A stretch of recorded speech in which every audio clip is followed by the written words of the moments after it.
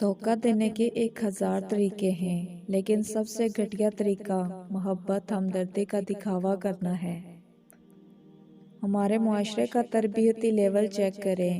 حرام معشوقہ کے لیے شاعری اور حلال بیوی پر لطیفے لکھے جاتے ہیں۔ جنہیں چن لیا جائے ان پہ تبصرے نہیں کیے جاتے، ان کا تو بس پھر احترام کیا جاتا ہے۔ بات ساری ظرف کی ہوتی ہے، ورنہ جو رو سکتا ہے وہ رلا بھی سکتا ہے۔ کبھی کبھی انسان اپنی ذات سے اس حد تک بیزار ہو جاتا ہے کہ دل کرتا ہے کسی کونے میں بیٹھ کر خود کے سامنے ہی ہاتھ جوڑ لیے جائیں۔ مرد ہمیشہ اس عورت سے محبت کرتا ہے جو حقیقت میں محبت کیے جانے کے قابل نہیں ہوتی۔ دادی اماں کہتی تھی مرد کے دکھ بے زبان ہوتے ہیں، پتر وہ تو 4 دوستوں میں بیٹھ کے رو بھی نہیں سکتا، اپنے درد کا بھی پردہ رکھتا ہے۔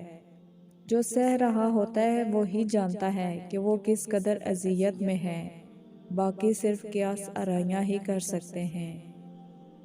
وہی بچے ماں باپ کے بڑھاپے کا سہارا ہوتے ہیں جنہوں نے اپنے ماں باپ کو بوڑھا کیا ہوتا ہے۔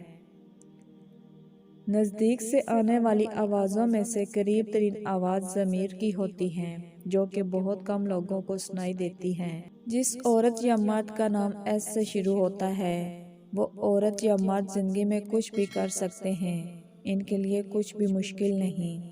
کسی کے اعتماد کو اتنی ٹھیس مت پہنچاؤ کہ دوبارہ میل جول اور سلام دعا کے قابل بھی نہ رہو۔